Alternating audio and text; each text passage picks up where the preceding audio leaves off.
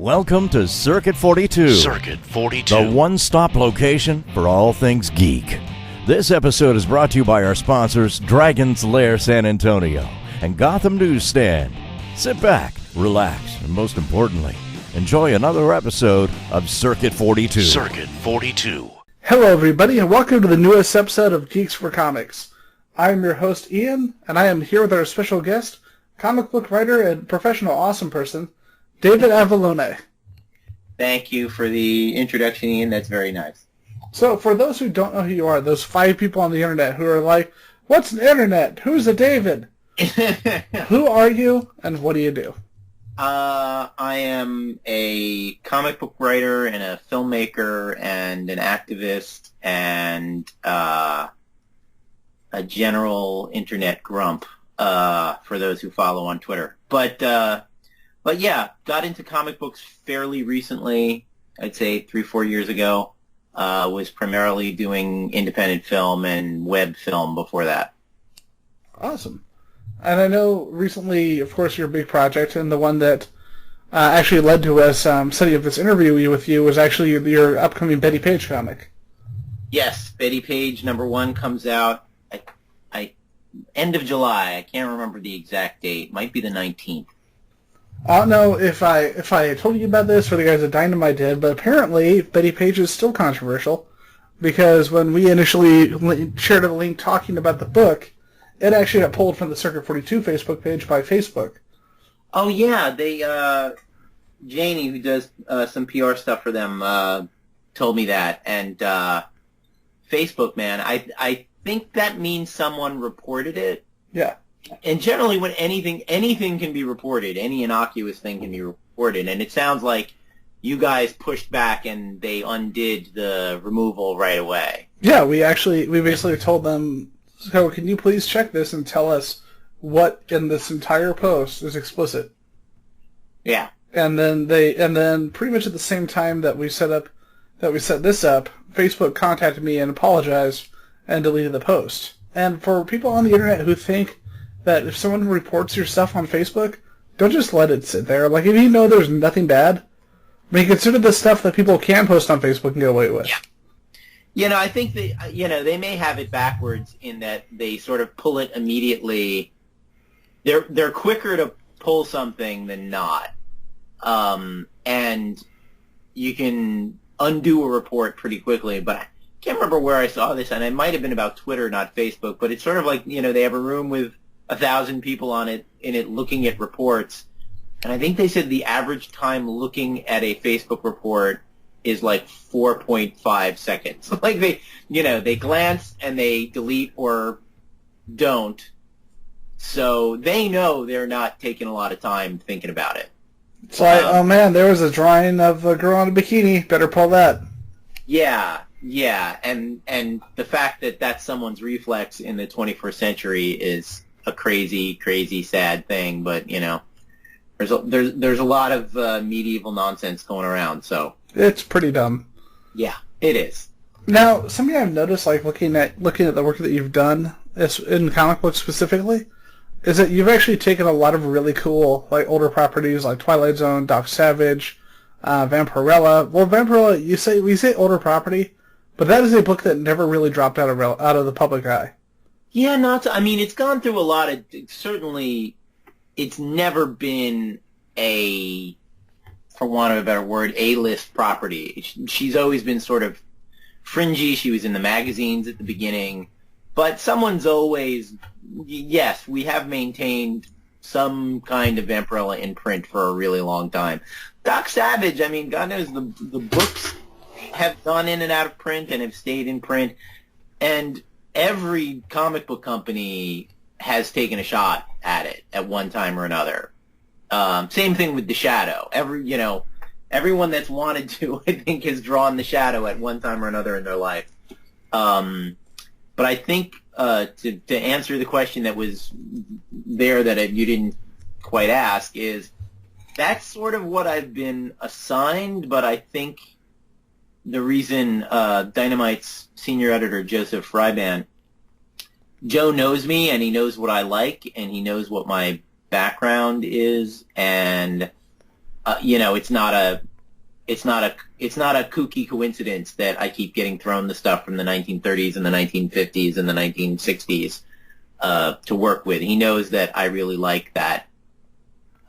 So I like the period stuff. I like doing the research, and I have a foot in those eras, so it's a natural for me to do them. So you mentioned it being your background. Like, what was the draw? What was it that initially made you interested in that? Well, I think the overarching thing with a lot of this stuff is, for guys my age, my generation, I had an older father. My father was born in 1924, and we were, I would say, extraordinarily close. He died about 15 years ago. But we were extraordinarily close, and he was a writer, and he was a great storyteller. He wrote a lot of things, but what he's primarily known for is a series of private eye novels written between 1953 and 1985 about a character named Ed Noon. But all that to say that I grew up around someone who talked like a guy from the 1930s and the 1940s and the 1950s. We enjoyed the culture of his youth together.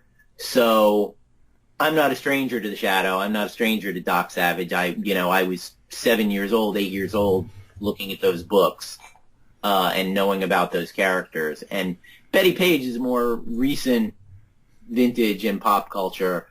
But I think I said in a press release about this, I was very actively reading comic books in college when The Rocketeer came out, and Dave Stevens gave us this gift of returning Bettie Page to prominence in pop culture. So, but I think a lot of my attraction to the period stuff is because of my father's life and his talent. 1938 and 1951, as the 2 years that the two comics I'm working on right now take place, are maybe a little more vivid to me than they are to the average person who very much, I was not alive in 1938 and 1951, but someone filed very vivid reports from those times with me when I was in an impressionable age. So it can be very vivid to me, and hopefully I can pass along that vividness to the reader. I think it's just the culture, like the time is just it's so much a, like, even though it's a span of 13 years, it does feel like a time capsule. It does feel like a particular period.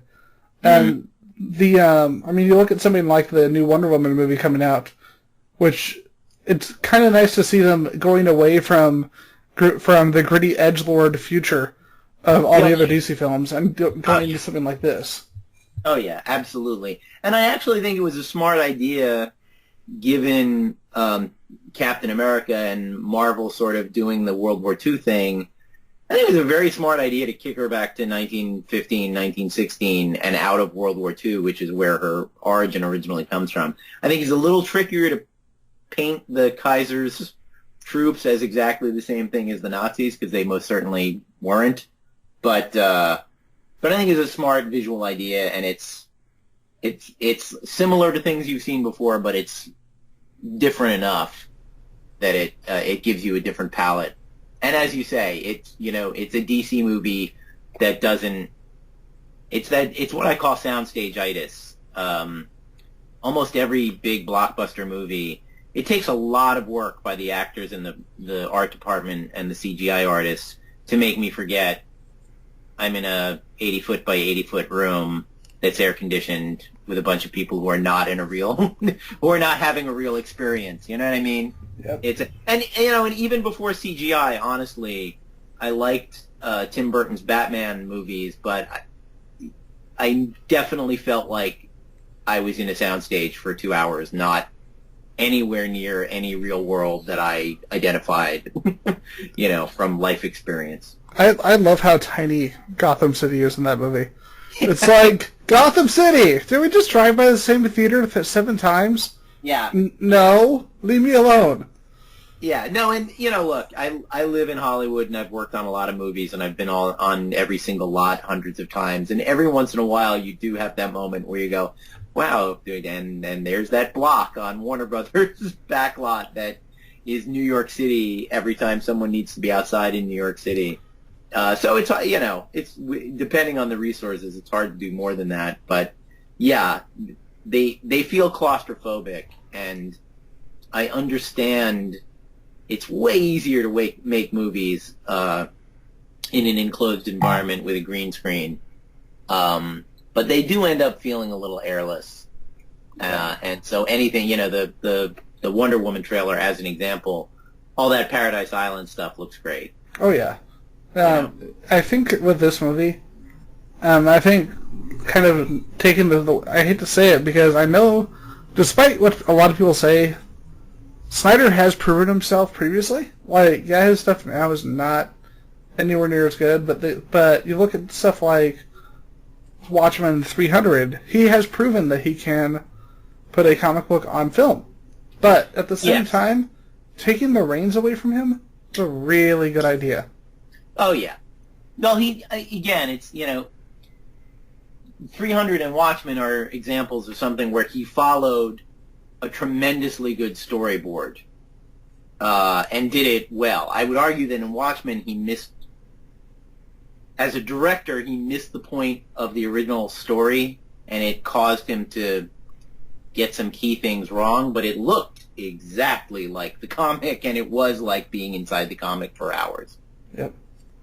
So I have a question. You touched on you're working in movies twice now, and I was wondering how did you get your start? How did you get your start in film?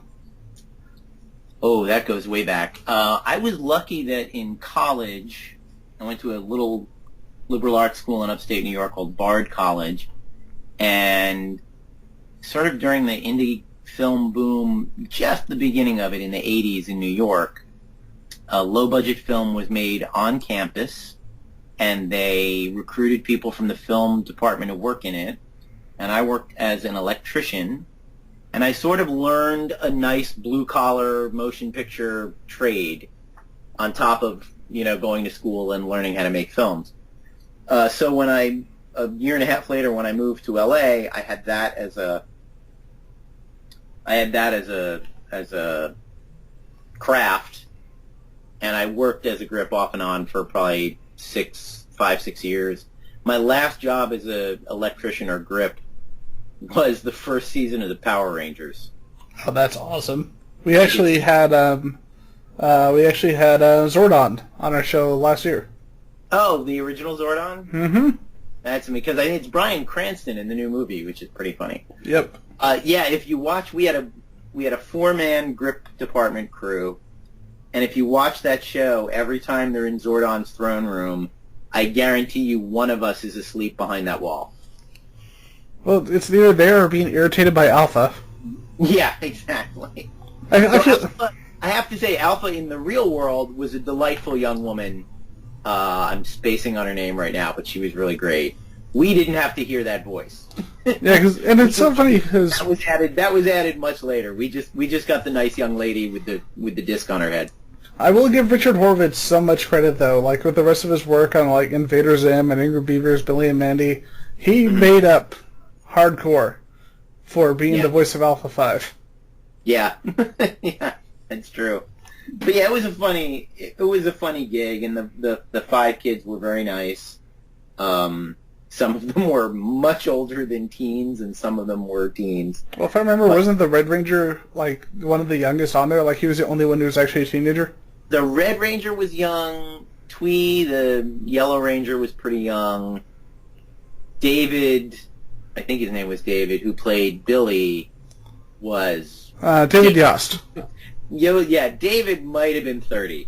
Oh, yeah. I'm sorry, you could tell. David was not I don't remember it exactly, and I don't want to talk out of school, but they were all very nice kids. I've run into them now and again over the years, except for...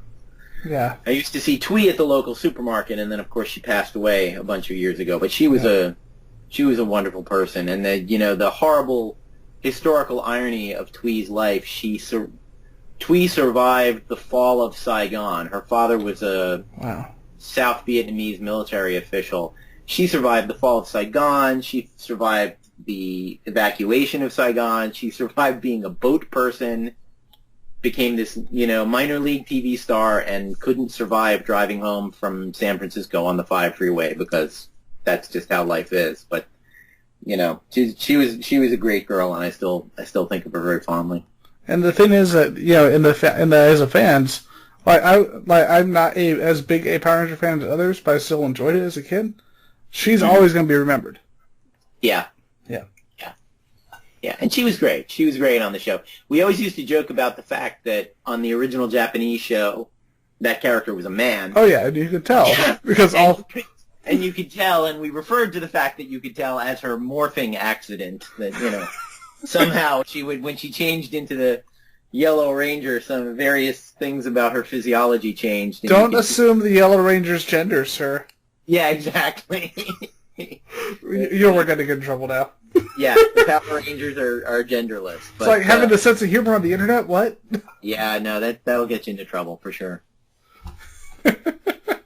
But yeah, to wrap part of that up is, if anyone is bored enough to Google me, my Internet Movie Database page, I've done a little bit of everything since I moved out here about 30 years ago, and some of that has been the pure economic desperation of, there's a job available doing that, I will learn how to do that then. But now, I'd say in the last decade, it's settled down to mostly being an editor and a producer and a director and a writer and a little bit of acting every now and again. I've moved from the end credits into the opening credits, which is mostly a good thing. But the comic book writing came up about 4 years ago, and I'm enjoying the hell out of it. So I got to ask in that regard, because we were talking about, of course, the main focus of the main thing that brought us here was Bettie Page. Yeah. And you mentioned Dave Stevens. Dave Stevens was just amazing. I got introduced to his work later. I knew of the movie long before I knew the comic book for Rocketeer. Mm-hmm. Yeah, I read the comic as it was coming out. I can't remember. I feel like he introduced it first in like a Dark Horse Presents or something. It was in an anthology book as a little piece. I think it was like one of the Pacific books, if I remember. Right, that's right. Yeah, I know that's also one that bounced around a lot and wasn't published very regularly and all that kind of thing. But the art and the period and all of that just blew me away. So I was a fan before the movie. And by the way, the little known fact, if you haven't read the original comics in a long time, right now I'm writing a Doc Savage story, or I actually just finished one, and I have 2 more issues still coming out. And my next thing is a Bettie Page comic, of which I've written 2, and the first one hasn't come out yet. The trivia question is, those 2 characters are actually connected in The Rocketeer, because his girlfriend is based on Betty. Mm-hmm. And to avoid copyright prosecution, Dave Stevens never says the name out loud. But if you read the first 2 issues of The Rocketeer, the inventor of the rocket pack is Doc Savage, and his 2 associates, Ham and Monk, have a lot of page time in the comic. I have to reread it. I got that, I picked up the IDW collection a while back, that really nice hardcover they did. Oh yeah, they do great stuff. Yep. And I love that, like with Dynamite, they just do it just because. Yeah. It's like, this is awesome, let's do something with it. Yeah, no, absolutely. IDW in particular are great as a custodian of the history of comic books. They do tremendous work with that. And Dynamite, God bless him, keep the home fires burning of the characters that might otherwise be forgotten.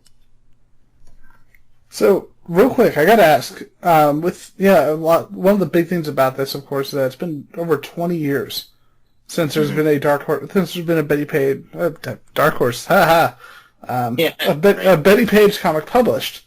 Mm-hmm. Of course, the previous ones in the 90s were done by Dark Horse. Mm-hmm. Did you read those when you were getting ready for this? No, not at all. Because there's no continuity with any previous version, and this is Dynamite's own thing. The process with this was that Joe Ryban, and this is how everything I've ever done in comics has started. Joe Ryban sent me an email and said, "What do you think about doing a Bettie Page comic?" And I said, "I think I would like that very much." And Joe is great, and I have to say, gives me an enormous amount of creative freedom. So I basically said, what are the parameters? And he said, Bettie Page comic. Those are your parameters.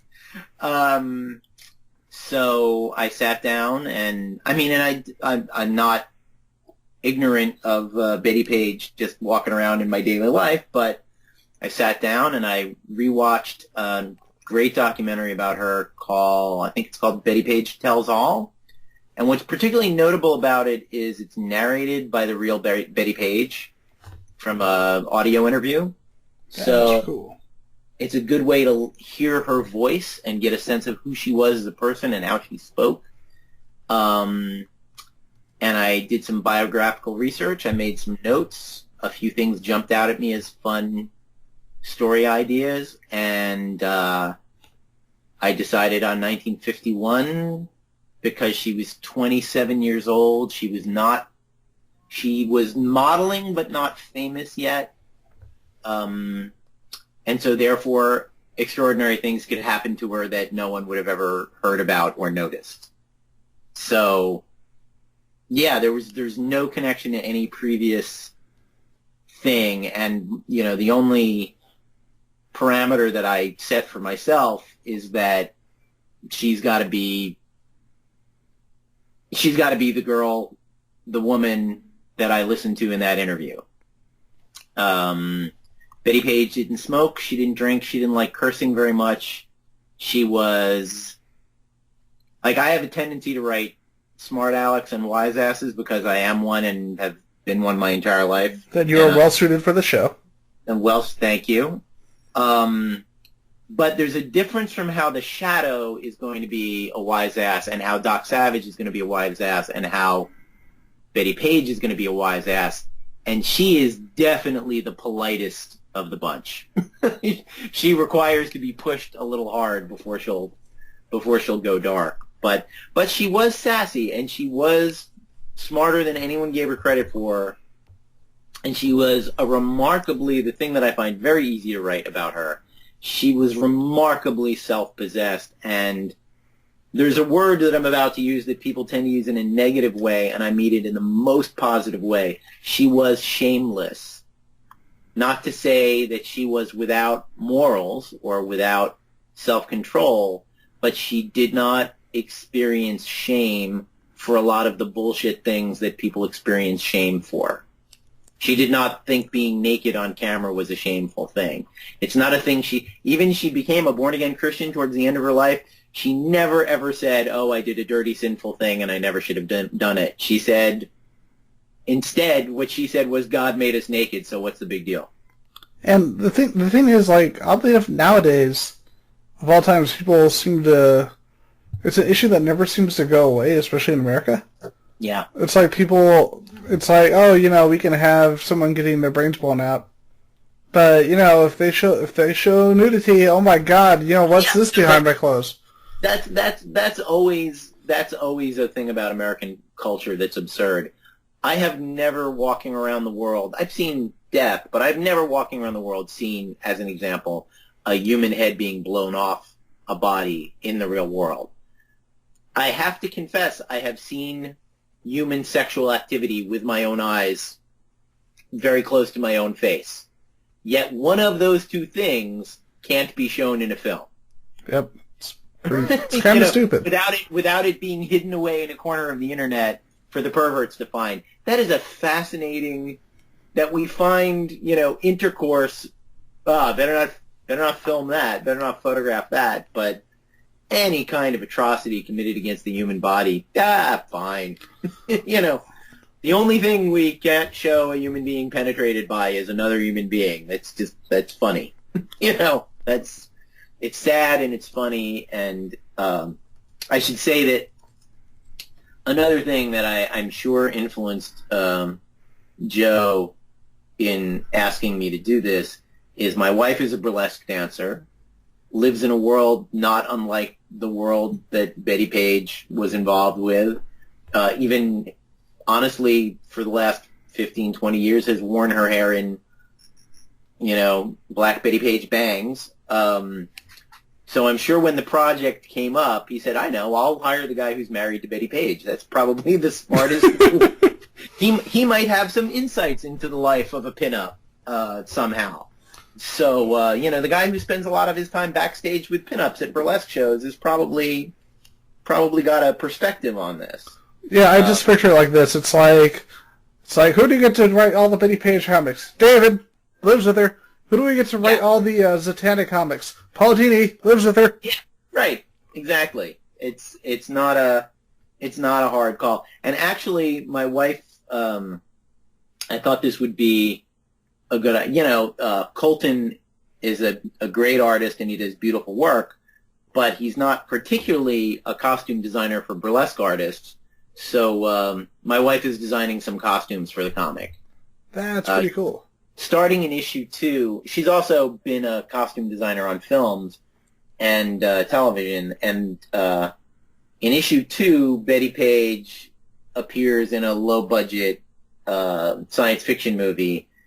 And we thought a nice division of labor for everything would be my wife designs all of the costumes for the science fiction movie. So you'll start seeing that stuff, I think, in August. Yeah.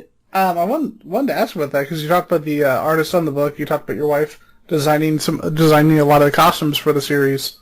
Now I know normally this is the job of the publisher, but did you have any influence on who worked on the variant covers for the book? I didn't, actually. I'm trying to think if I sent them some suggestions. I don't think they used any of my suggestions. I was floored when I saw how many variant covers they were doing, and it kind of cracked me up. But they know the Bettie fans are big into the pinups and big into the collecting, so it's a smart move. And the covers are gorgeous. The one I had influence on, which I think is the main cover that's going to hit the main cover that's not a variant. The cover where Betty's walking down the street and everyone's staring at her. Done by a great artist named Scott Chantler. I hope I'm pronouncing his name right. And they originally showed me 3 sketch versions of that, 3 very different things. One with FBI agents and one with where she was being arrested and one where she was being carried off by cult members. And I said, all of which, I'm not going to say it all happens in the book, but it's close. And my input was, I like the one where she's walking down the street, put the cult members and the FBI agents into the background on that one. And if you look way in the background on that cover, there's also a little green alien. See, I'm actually looking at it now, and I see the alien. It reminds me of, what was the one that Bill Morrison did? Like, it was seemingly the only non-Simpsons comic he did. Roswell. Oh, yeah. Whenever I see an alien now, I think of Roswell.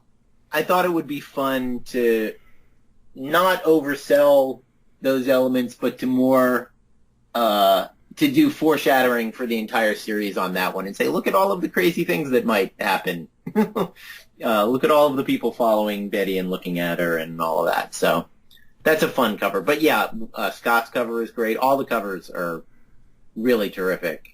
There was somebody, it was funny, it was on the comments, and they were saying, oh, this ripped off Dave Stevens for Terry Dotson's cover, and it's like, it says after Dave Stevens right on the cover. Yeah, he's making no... Yeah, and that was the joke. I told someone that the other day. I was like, ironically, it's Doc Savage's assistant, Monk, who has just kicked the door open the moment before that, which is funny.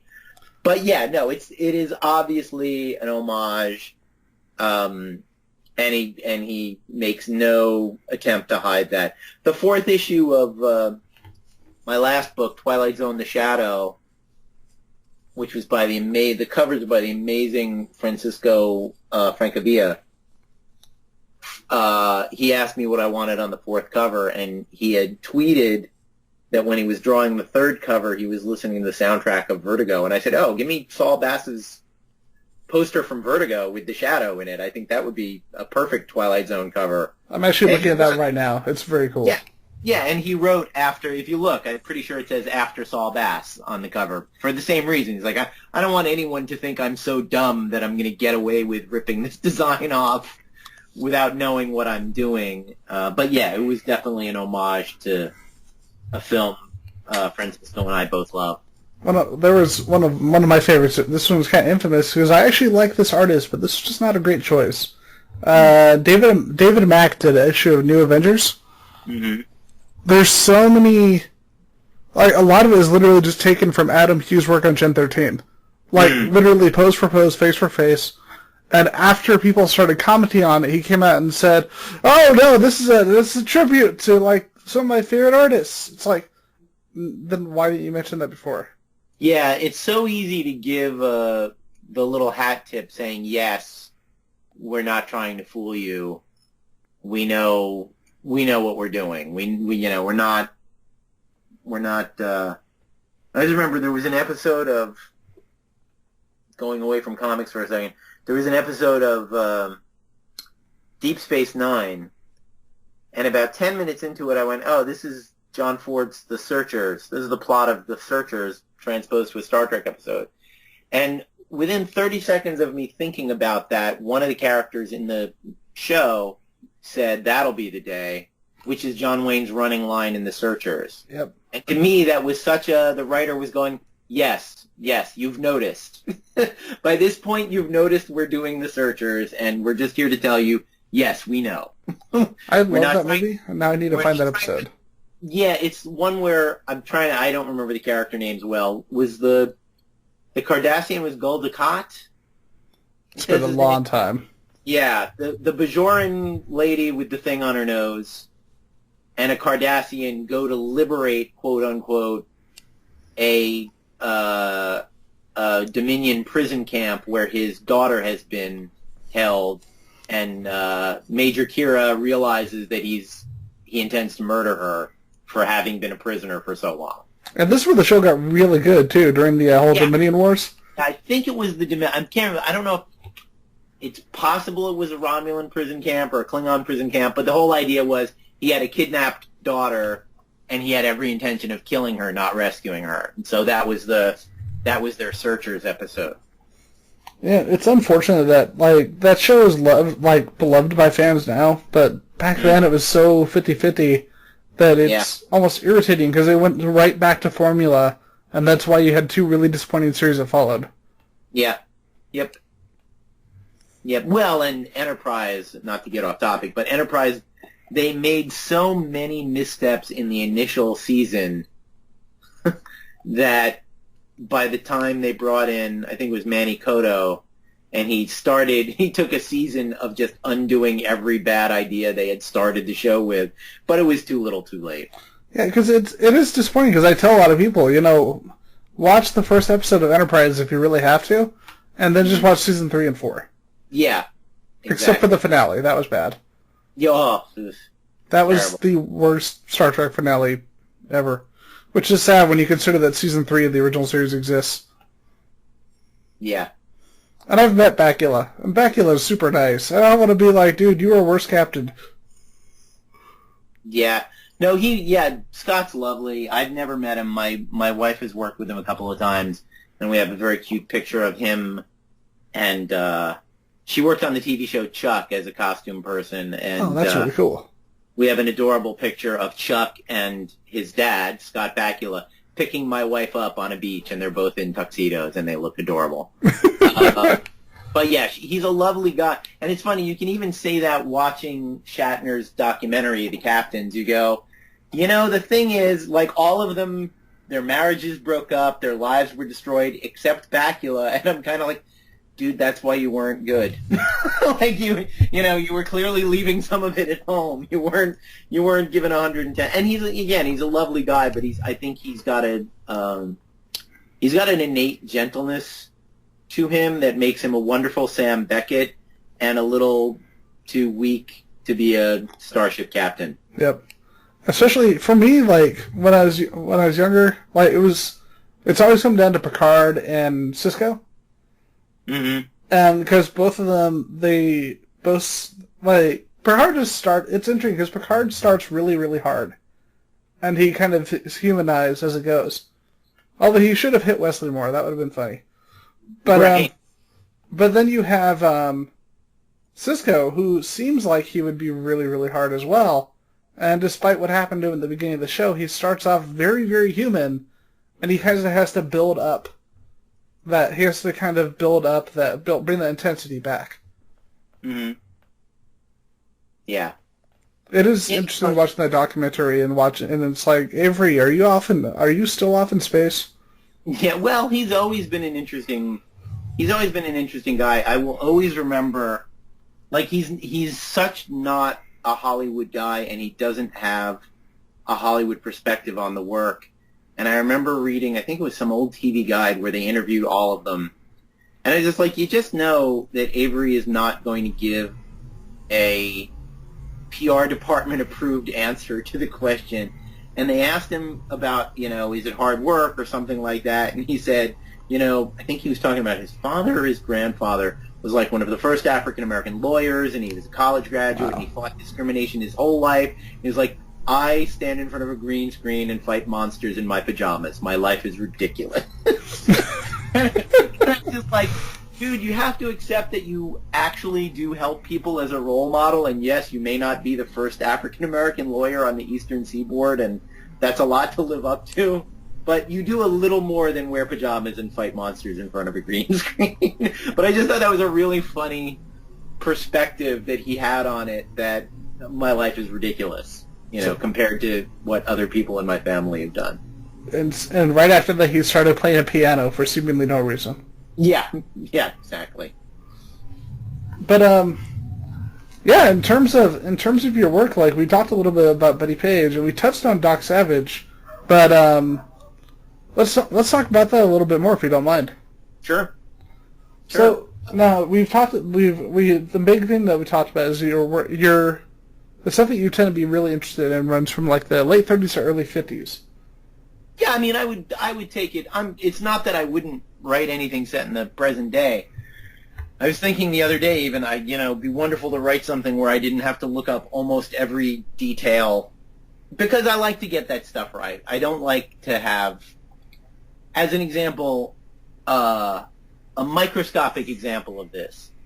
There's a scene in the Doc Savage thing I'm writing where one of Doc's men is fiddling with a radio and it's not working out, and he gives a very technical explanation of why, and one of the other guys says, I wanted him to say, whatever you say, Young Tom Edison. Well, Young Tom Edison came out in 1939 or 1940, and my comic book takes place in 1938, so I had to change it to Marconi. Different radio electronics reference. See, no one cares. Like, I guarantee you no one cares about that stuff, but it would have bugged me forever. So it would be nice to write something in a period where I'm 100% certain of how people talked, and I have a nice grounding in that stuff, but I still look up like every idiomatic expression to make sure that it had some currency at the time. But all that said, yes, I do have a fondness for the 30s through the 60s, let's say, and there are a lot of reasons for that. One of them is, honestly, that the language to me is pretty lively, and the slang is funny and interesting. I imagine it's the same reason the Coen brothers like period pieces. There's just so much character to it. I mean, you look at, it's part of why not to take away from the show, because the show is fantastic. It's part of the reason why something like Mad Men did so well. Yeah. Yeah, and that, and those guys, Matt Weiner famously had that same dedication to exactitude.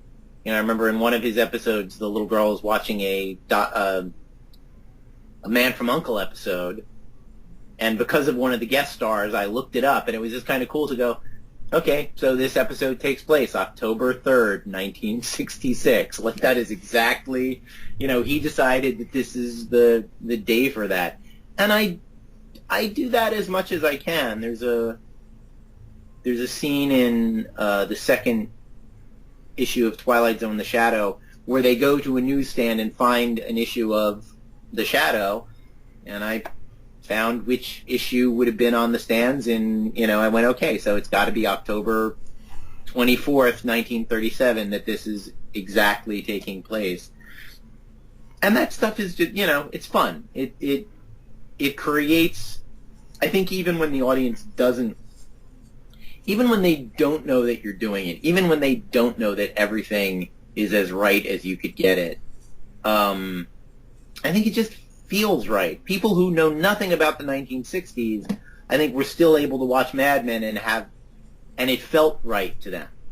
And at the same time, it created such an interest it created such an interest for a lot of people. I mean, I was watching.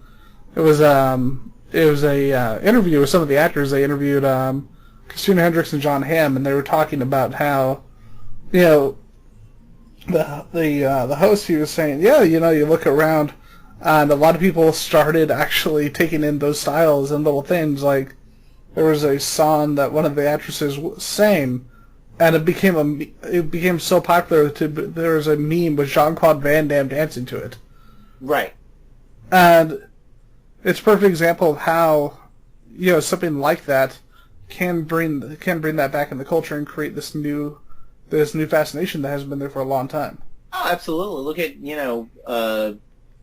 I'm old enough to remember when Raiders of the Lost Ark came out, a lot of people, myself included, started wearing that hat, because you're like, oh yeah, a man can look good in a thing like that. It's a reminder, and people absolutely get their fashion, and they get a lot of things from pop culture, not just expressions, but I've heard the argument made by better cultural critics than me that we're all pretty much behaving the way movies and television have brought us up to behave. Like, there isn't such a thing as natural human behavior anymore. There's only the aping of things we've seen in art. And I don't know that that's 100% true, but there are definitely things in my own life where I know that that's true. There are a number of lines that I just started quoting from Mystery Science Theater that I forgot were from Mystery Science Theater and just became part of my vernacular. Yeah. And then I'll go back and watch one. It's like, holy crap, that's where that came from. The craziest one to me was Stripes, because I don't even think I'm crazy about that movie. It's a nice movie. It's a funny movie. But I watched it again recently, and I was like, there were like 3 or 4 things in there, like I Want to Party with You, Cowboy, where I went, oh, I say that all the time. I had completely forgotten that the source of a couple of these throwaway lines I use all the time in conversation. I'm like, oh, that's Bill Murray in Stripes. It's ridiculous. For me, it's men turning screwdrivers and adjusting them. Yeah. And now I went back and watched the Mystery Science Theater movie, and it's like, oh, that's where I get that from. Yeah. Yeah, no, there's a lot of stuff. My wife and I quote the Mitchell episode at least a couple of times a week. And we watched it again recently just to refresh our memory, because that's absolutely my favorite one. I showed my girlfriend the episode Werewolf, and now werewolf has become a permanent part of our conversations. Sure. Yeah, that stuff is just great. And that's, and bringing it back around, it's like that's part of the fun of writing stuff that takes place in different eras, is people quoting things from 1930s movies and people quoting things from 1930s cartoons and radio shows and things that would have been in cultural relevance then. And it's a different thing because, of course, culture then was completely ephemeral. You saw a movie for a week, and maybe if you wanted to see it more than once, you had to go that week because it was never going. There was no VHS. There was no television that was going to show it. There was no way for you to access that information except to see it as many times as you could, and then it would go away. And certain movies, King Kong, Gone with the Wind, stayed in theaters forever. And, when stuff gets parodied, it survives longer in the culture. But, it's Doc Savage, as an example, has a Fortress of Solitude. His name is Clark. There's a lot of Superman DNA that gets ripped off from Doc Savage, But I would argue it's not even so much, a lot of that is homage, and a lot of that is the fact that we weren't supposed to remember Doc Savage. You were supposed to read your magazine and throw it in the garbage, not put it in a glassine envelope and save it for 80 years. That was crazy talk in the 30s. You know? No one, until the collector market thing really broke out in the 80s, largely because of a couple of news stories where, you know, copies of Action Comics #1 went for millions of dollars. Everyone, oh my God, these are all going to be valuable someday. No. Hey, Superman 75 is clearly the most valuable comic ever because they made 80 million of them, sir. Yeah, see, that's honestly one of the things that killed the market. And I do get, like, there's a reason why I think Dynamite, for example, doesn't do a lot of ongoing series. I've never had an ongoing series with them. I've had a 5-issue miniseries and a 4-issue miniseries and a 4-issue miniseries and a 4-issue miniseries. And it's because I got a new #1 every 4 issues. You know, it's still an attempt to do that. The one upside of the way things are done these days is that everything gets collected in a trade paperback, and I love having the trade paperback, so that's a good thing. I love the fact that, you know, with something like this is that by doing a new, like, you'll have the primary series, like, you had the original, the Shadow series that Garth Ennis did, but then you'll have all these different miniseries, and so if somebody wants to take a crack at it without having to find some way to tie it into the previous issue of, like, Steve McBill's run, they can just do the story they want to do.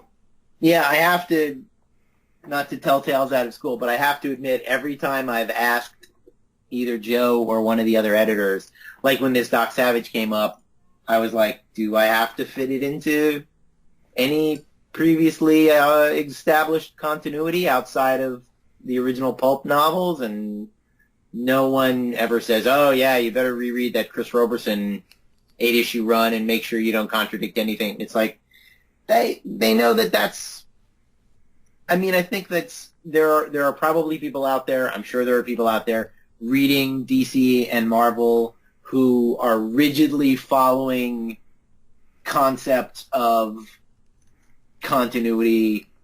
But look, the minute you've got a character who's 35 years old for 40 years, you don't have, you know, who's not seemingly immortal, you don't have continuity anymore. Yeah, I love it because they always come up with some theory about how, oh, every 10 years is 1 year and every 20 years is 6 months and the war keeps changing that the Punisher fought in. Yeah, no, and exactly. My father, one thing that he did that I don't think anyone who ever has written a series character like that for 30 years ever did, he let Ed Noon Private Eye get really old in the last 2 books because, you know, the way he felt about it, it was an autobiographical character, and in the 70s he wasn't suddenly going to start making Ed Noon a Korean War veteran, and then in the 80s make him a Vietnam War veteran, and then in the 90s make him a Gulf War veteran, because then it's just, it's nonsense, you know, it rewrites too much of the character's DNA when you have to keep saying, oh, all those stories I told about World War II, those were about Korea. You know, it's like, no, that's not really how it works.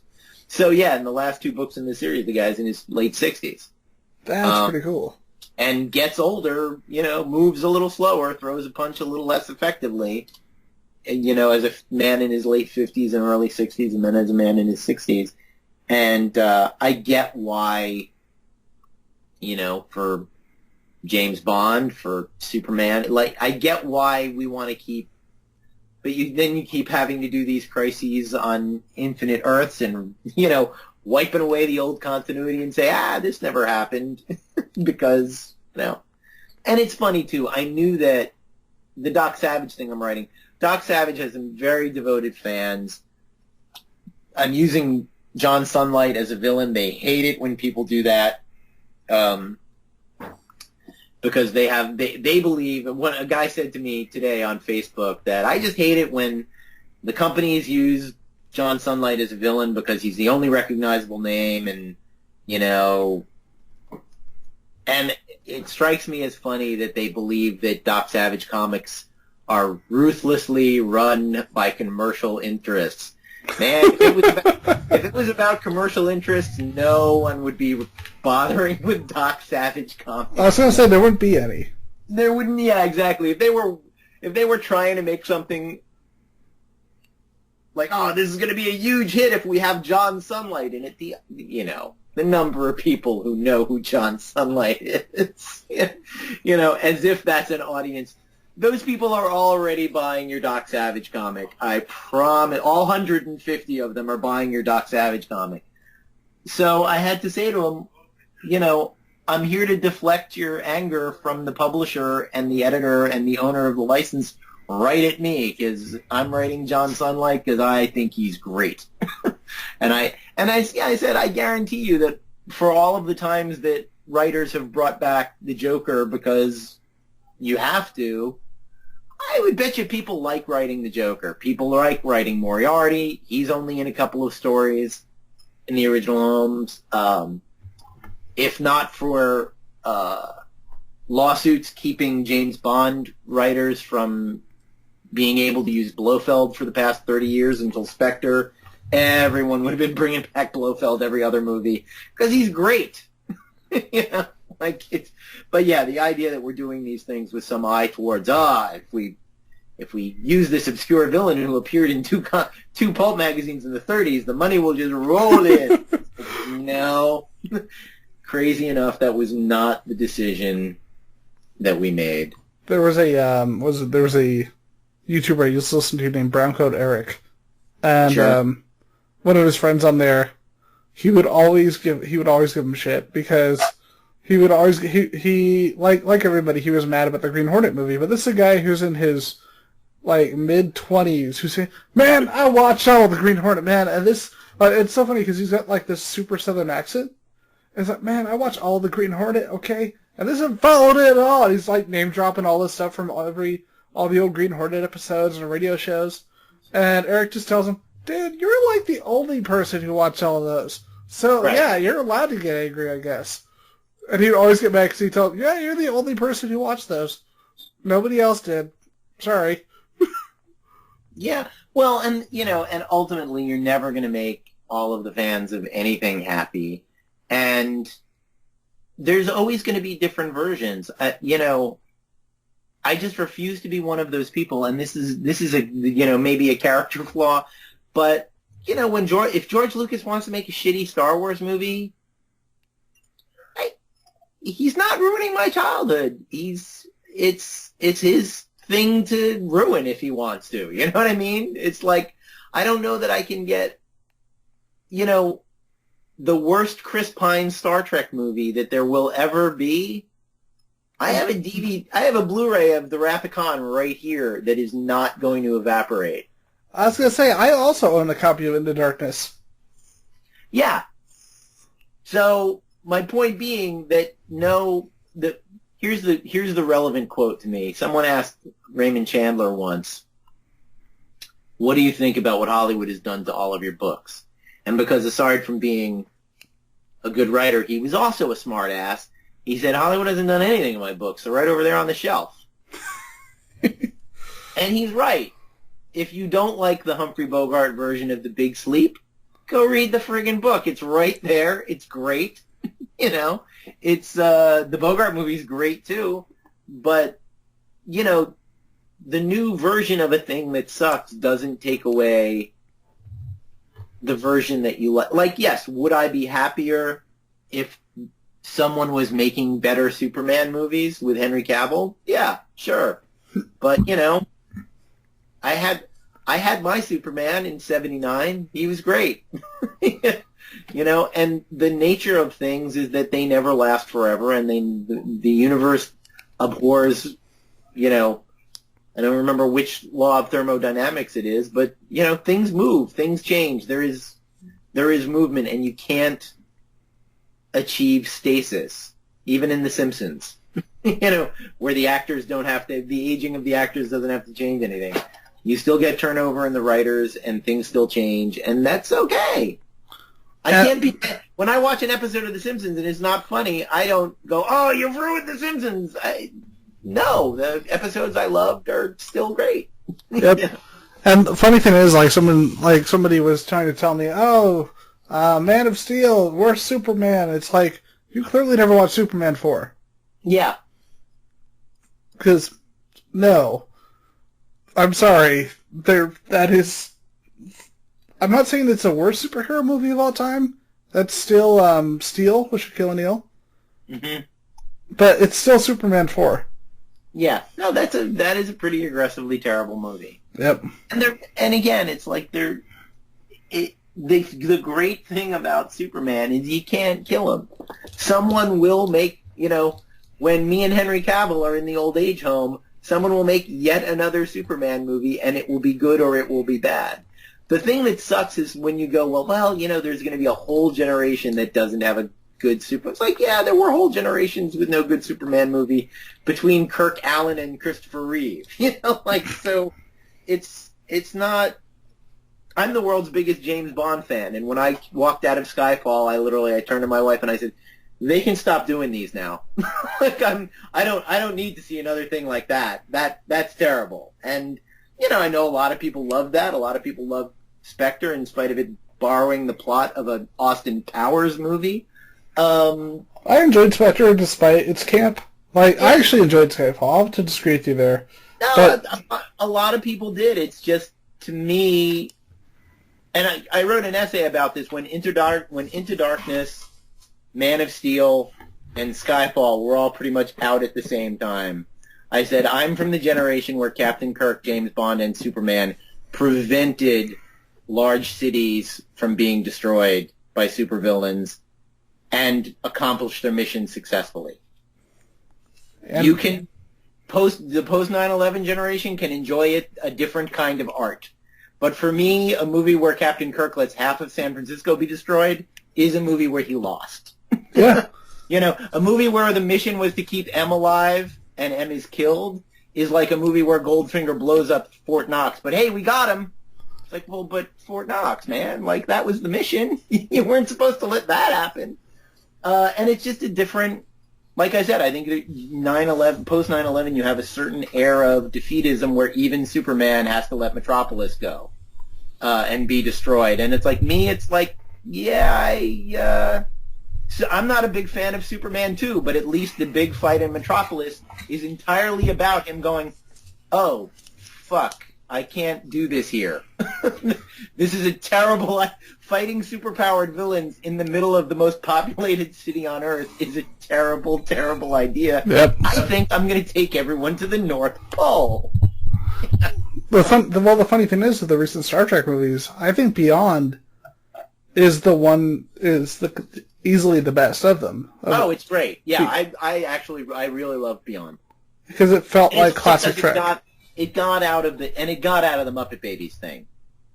Yep. It got out of that. I am so dead tired of origin stories. I get why it was fun to do Casino Royale.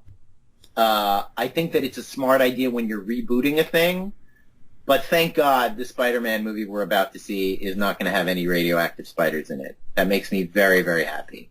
Hey, come on, we need the red, white, and blue Spider-Man of the Sam Raimi movies. I do not need to see that story again. I don't need to see Batman's origin ever again.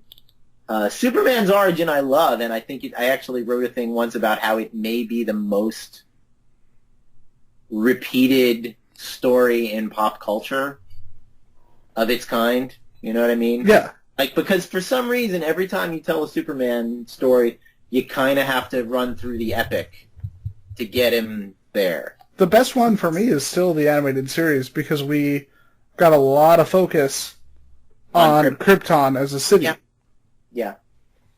My favorite will still always be the Donner movie. Yeah. For all of the craziness of it, for all of Marlon Brando trying to keep up with everyone else's British accent. The planet Krypton will be destroyed. That stuff is goofy as hell, but it was so different. And actually, my father taught me something about writing when we watched that movie, and about stating your thesis out loud in a way that the audience doesn't even notice what you just did. Do you remember what the first line in Superman the movie is? I don't. So Jor-El is prosecuting General Zod, and he's standing in front of the council, and the first words out of his mouth are, "This is no fantasy." And after the movie, my father said, "Don't you like that the screenwriter, with his very first words, said, we're going to be taking this ridiculous thing completely seriously." That's too cool. This is you saw those great opening credits. Planet Krypton, totally ridiculous name for a planet. It's a fucking thing from the table of elements, periodic table of elements. And the first words out of a character's mouth are, "Listen up, we're not fucking around. This is no fantasy." And I've always remembered that as a great, that you can have a character speak the subtext completely out loud, and if you couch it the right way, the audience will swallow it right up and not even know what they just had, And to me, that's writing 101, and it's a great lesson. I think just having somebody like Mario Puzo, write your freaking Superman movie, and something like that would never happen again. Yeah, it's definitely not usual. Though God knows, 5 people ended up working on that screenplay, and in some places, and I love that movie. I feel like you feel it, but they all brought something great. Yep. They all brought something great to it. So, with that, sorry, I lost my words. I always do that near the end of every show. So with that, with everything that we've talked about, is there anything else in particular that you want to touch on before you brought the show to a close? I mean, I guess we haven't actually talked much about Dear Betty. We hit on it a little bit, but I did the challenge with Bettie Page was that she's not a comic book character. She's not a superhero. She's not an adventurer. She's a model. But listening to interviews with her and reading about her life, she was a heroic person and a forward-looking person and a person who was in many ways ahead of her time. And a lot of terrible things happened to her, and they did not stop her. And she amazingly kept a bright, tough outlook on the world. And you can always write a story about a person like that. And looking at her life, I chose to send her to Hollywood in the 1950s. Honestly, I had done research for another project about a confluence of things that happened in the late 40s, early 50s, revolving around the Jet Propulsion Laboratory and Southern California religious cults and the connection between the two that I thought was funny and fascinating. In the real world, literally Google Jack Parsons and you will read an extraordinary story. And Betty had a boyfriend named Richard Erbib, who was a married man, who was a very Tony Stark-like industrial designer, dashing, handsome guy, designed cars, designed electronic lighters and watches and things like that. Really interesting guy. Eventually he went back to his wife, Richard Erbib did, though according to all of the biographies, he sort of later very much regretted leaving Bettie Page, as one might. Yeah. So the comic book is basically dropping Bettie Page into a Southern California science fiction, cults, and conspiracies. I sort of wanted to do my tribute to the early 1950s and all of the things that we love about the 1950s. And when I say love, I mean in an art sense. When no one loves the Cold War. Or Joseph McCarthy. Particularly. But we do love stories about spies and radioactive outer space monsters and freaky religious cults and all of that, and Hollywood and the movies. So I tried to distill my love of the culture from that period, my love of Bettie Page, and my love of, honestly, Southern California. I've written a lot of stuff. I've never written anything that takes place near my home before. I actually was just out this afternoon taking pictures of some landmarks that have not changed since 1951 to send to the artist as, so I set this scene on the Shakespeare Bridge in Los Feliz. It's still there. This is what it looks like. Photographed it from 20 angles so I can send it to him and go, I hope all this helped you out.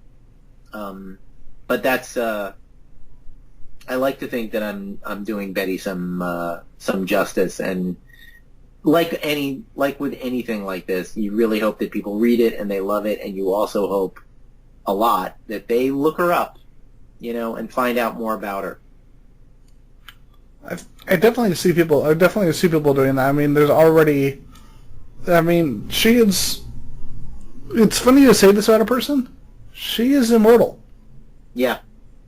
And me and a lot of other people found out about her in the 90s. I think this generation has that knowledge, or at least knows of people who are aware of her, and then they're going to have this. And this, I feel like this is going to be their kind of entrance into that world. Yeah. Yeah. No, and that's the thing. It's like certain things just echo. I mean, it's funny to think of someone making a hairstyle popular, and that hairstyle literally echoes 60, 70 years later in pop culture. But my wife wears that hair. I have a friend who I knew before I knew my wife, a filmmaker named Mary Pritchett.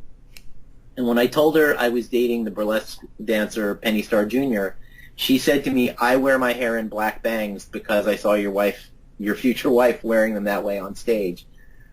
And, even if Mary didn't know about Bettie Page, she saw them on my wife, who was certainly influenced by Bettie Page and by Louise Brooks, and by, every woman that cuts her hair in a bob is influenced by Louise Brooks, even if she's never heard of Louise Brooks.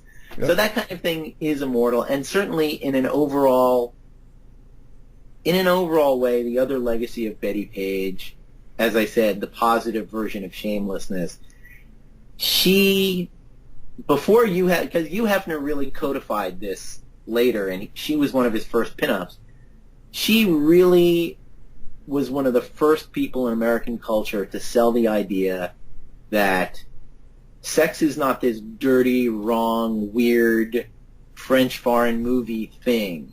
It's this wholesome thing that the all-American Southern belle who lives down the street also is excited by, also is interested in, and she's not ashamed of herself, and she's not ashamed of her body, and she's not ashamed of her sexuality. And it's sad that in 2017 we can still look at that and go, wow, that's revolutionary. There are still people who won't own that and who won't live that. But she did in 1951. That's crazy, man. Yep. All right, so with that, first off, this show has been absolutely fantastic, man. It's been a ton of fun. And this is... For me, too. This is very much our show, because honestly, I don't like the publicity tour bullshit that you see on a lot of shows and a lot of interviews. Sure. First off, we had the creator of Bump of the Night come on, and we were making jokes about meth heads. Sure. Yeah, that's just the kind of show we are. We're classy. Sure. And so it's very much he says sure, but he doesn't think sure. Mm-hmm. I think sure. It's all, as you can tell, there are some questions you have to answer the same way every time because it's the same question and there's only so much you can say different every time. But obviously, I don't have some collection of canned sound bites I'm going to spit out. It's a conversation, so yeah. It can go all over the place, including to why Scott Bakula is too nice a person to be a starship captain. Yep. I think you just summed up our entire channel. Excellent. Feel free to use that line. I will. All right, and so with that, where can people find you on this wonderful, wonderful, fabulous place called the Internet? Well, the correct spelling of my name will pop up on the Google, but I have a website, davidavallonefreelance.com, because GoDaddy sat on davidavallone.com because they're dicks. Can I just say that? They're dicks. Yeah. And I'm on Twitter as @D Avallone. I'm very political on Twitter. If you voted for Donald Trump, I'm just telling you now, read my comic books. Do not follow me on Twitter. Don't do it. You will be made very unhappy by that. And yeah, those are the main places to find me. All right. So with that, well, on a little note, I follow TV's Frank on Twitter, so that should tell you everything about my politics. Frank and I will occasionally retweet one another, so you may have already encountered me one day. Frank's great. He's a lovely guy. Yep. Got to meet him and Trace this last year. Yeah, no, they're great guys. And Frank is God bless him, he is a tireless advocate, and he has the same answer I do when people say, well, aren't you afraid of alienating fans? It's like, no. And also, look, my politics are all over my work and inextricable from my work. When I write Vampirella, when I was writing the legendary Vampirella, in every instance I was like, this thing is as feminist as I can possibly make it. If you don't like that, I was like, and if you don't get that a comic book about a woman who doesn't take shit from anybody and pulls the heads off of dudes when they give her shit, if you don't get the feminism in that, good for you, man. Keep buying the book anyway. But yeah, it's the same thing. I had the Shadow fighting against American Nazis and I wrote it long before Trump was elected, and when the trade came out sort of right after Trump was elected, and people jumped to the conclusion that I was talking about the scary rise of populism and fascism around the world today. I was like, nope, I was just writing about 1938, 37, but... Funny how it's still relevant. Everything old is new again, I guess. Including fascism. Yeah. Yep. All right, so with including fascism, why don't we bring this new episode of Circuit 42 and Geeks4Comics to a close? Thank you. You're welcome, David. It was great to have you on. Everybody, go out there, read David's comic books, watch his movies, and if you don't, we're just going to come out there and we're going to make you, because we are really pushy people here at Circuit 42. You've been listening to Circuit 42, brought to you by Dragon's Lair San Antonio and Gotham Newsstand. Join us for our next episode. For all things geek. Circuit 42.